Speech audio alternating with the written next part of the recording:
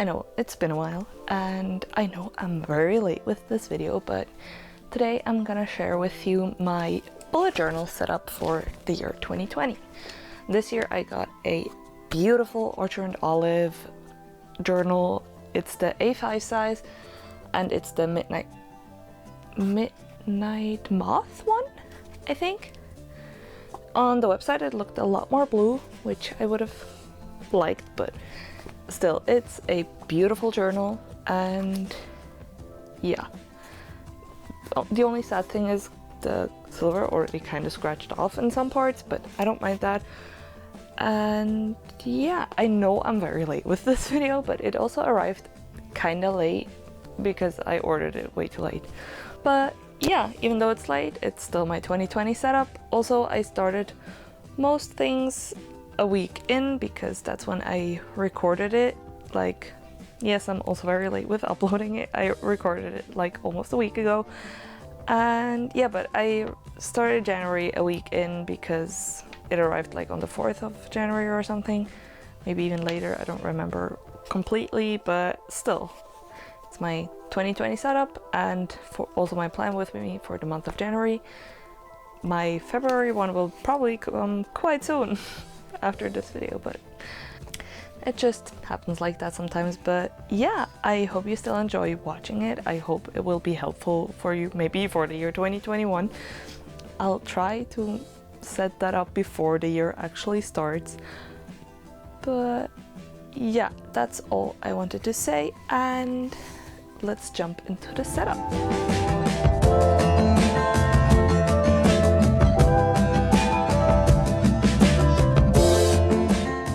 So just watching that intro, I guess you're wondering, yes, the video is even later than I was already telling you in the intro, but I mean, it's still January, so I hope that's okay. Okay, so let's jump into the actual setup. So starting with that awkward first page that just doesn't lay flat enough for me to use as an essential page I want to use frequently, I've just decided to write the year, very simple, just the numbers and the line underneath, all in black. I saw Plant-Based Bride to do this font or style of number, and I loved it so much that I wanted to replicate the font.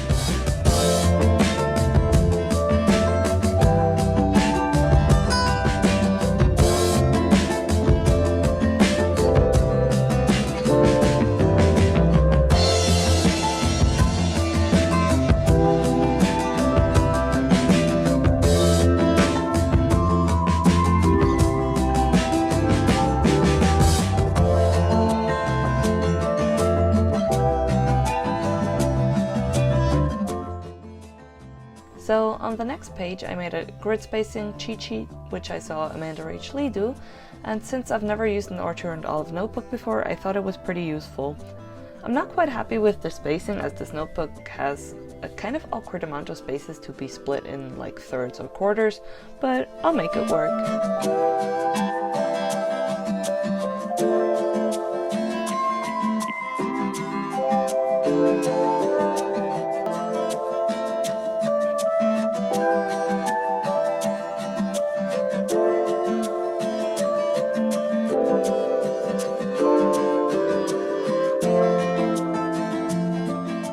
On the page to the right of it, I did my year at a glance, and as you'll see, this is my only calendar type spread for this year. So for this I just used the calendar generator on the internet to customize a calendar for the year, and I printed it on a type of shipping label paper and just stuck it in there. I also made a thicker line separating the days of the week from the dates.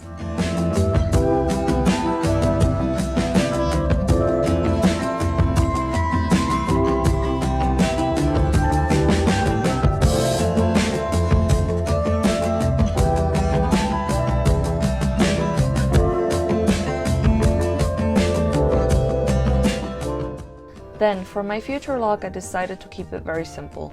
I just separated the months and wrote the name of the month on the side of the page. I refrained from having a calendar overview as I used to have it, but I never really used it, and if I absolutely need to look at one, I can just flip back 1 or 2 pages and check there. I mainly use this page as a list anyway, just as a reference for my monthly setups.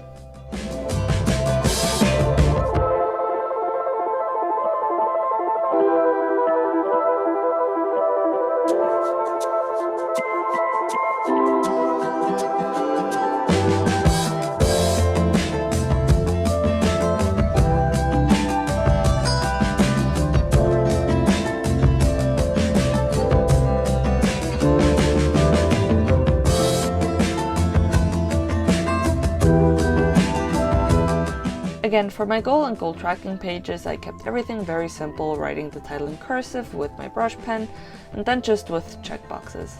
I have some goals that I want to track, such as making my first $100 from my art or uploading 2 YouTube videos a month, but there are also some that I just want to assess by the end of the year whether I feel like I've accomplished them, such as improving my time management.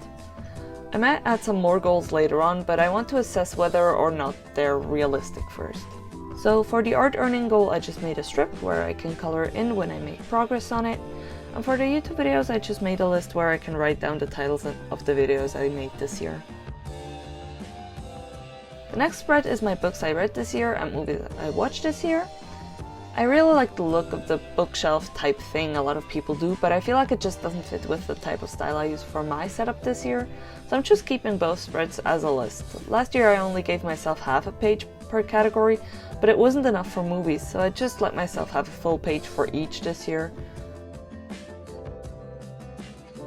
Then I have another spread I've seen a lot of people do, which is the 20 things to do in 2020, which I still have not filled out, but I think you get the idea. On the other side I have my series tracker, which has not changed since the first time I made it in 2017. I just made a strip where I have a square per episode, I block out the top, write the series name or which season on it with a white gel pen, and then color in the episode squares when I've watched the episode.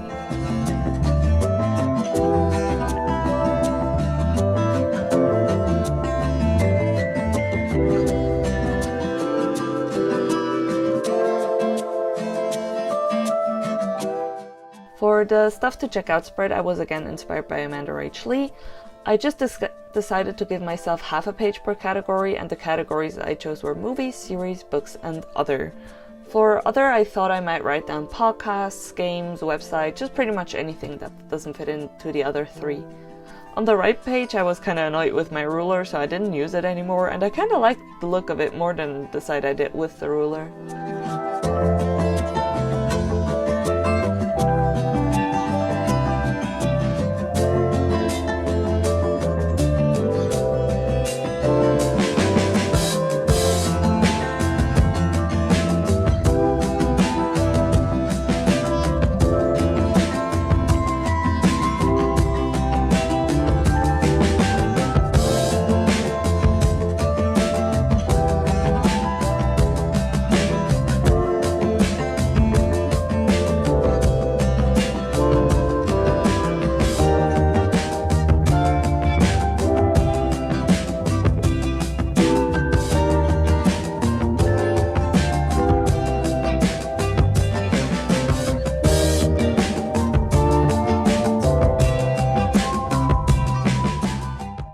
I also didn't use a ruler from my wish list, which I had already planned beforehand.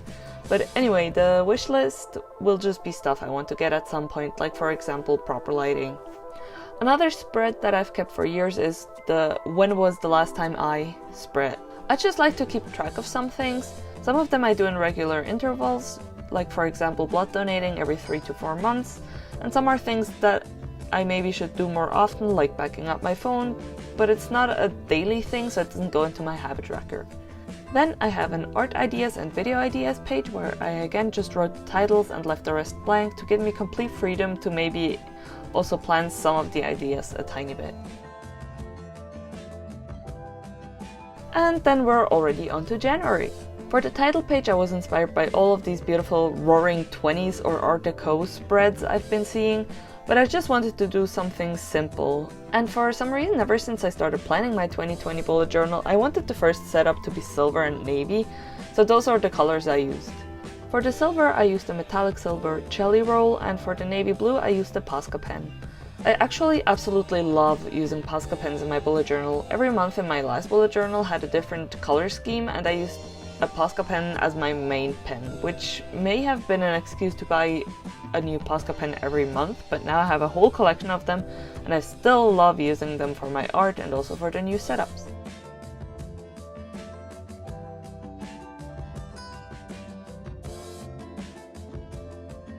On the first double page of the month, I always leave the left side blank, as that will be my memories page, which is a page where I stick in pictures or ticket stubs or just write something small about my favorite memories of the month. And on the right I have my list format of the calendar where I write my appointments and events and things that are going on that month. This month is pretty stressful, but in general pretty uneventful.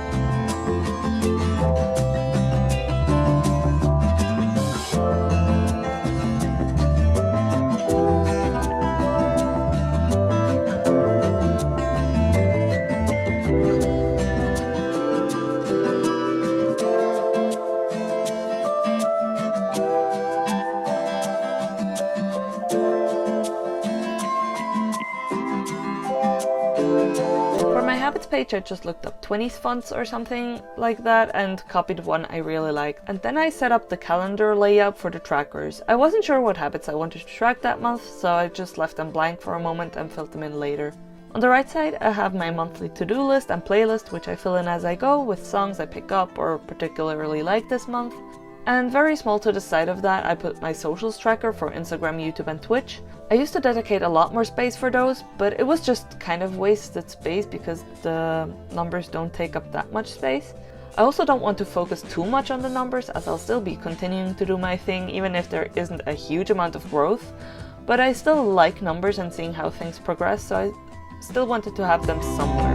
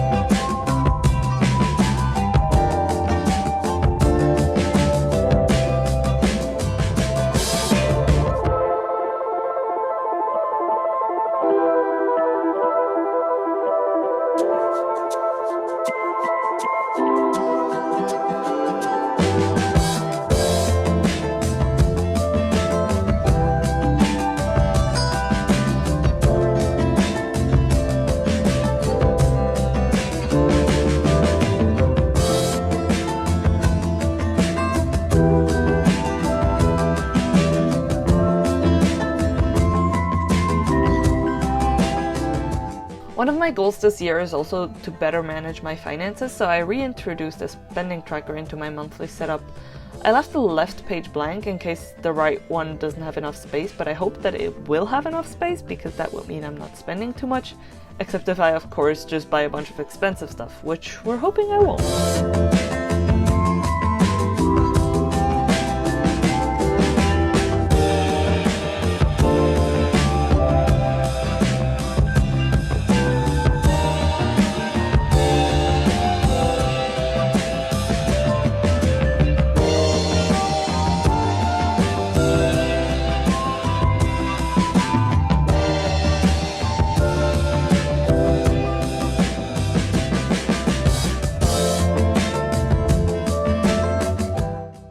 I also put in a double spread for a brain dump, because I've been thinking about a lot of things recently and having the space to organize my thoughts or just jotting them down helps me bring order to the chaos that it is my brain. I do also keep a separate journal for my thoughts and such, but when I'm on the go I'm not bringing that one with me, so having space in my bullet journal is really nice. I kept it really simple just so I have the maximum of space possible. And then we're already onto the first weekly spread, which I kept very simple as well. Again, I wanted to maximize space for tasks, so I just split each page into quarters and made it very simple. One of the sections for me is usually called Anytime. These are tasks that just have to be done at some point in that week, maybe when I have some spare time one day or so, but they're not bound to a specific day.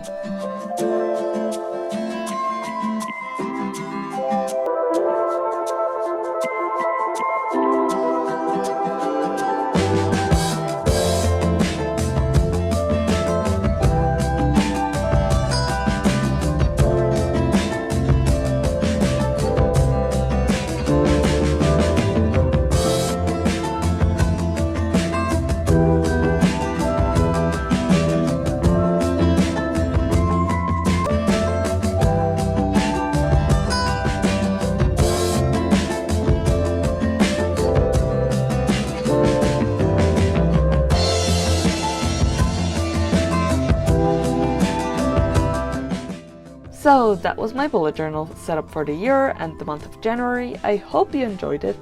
Leave a like if you did and subscribe if you're interested in seeing my future videos.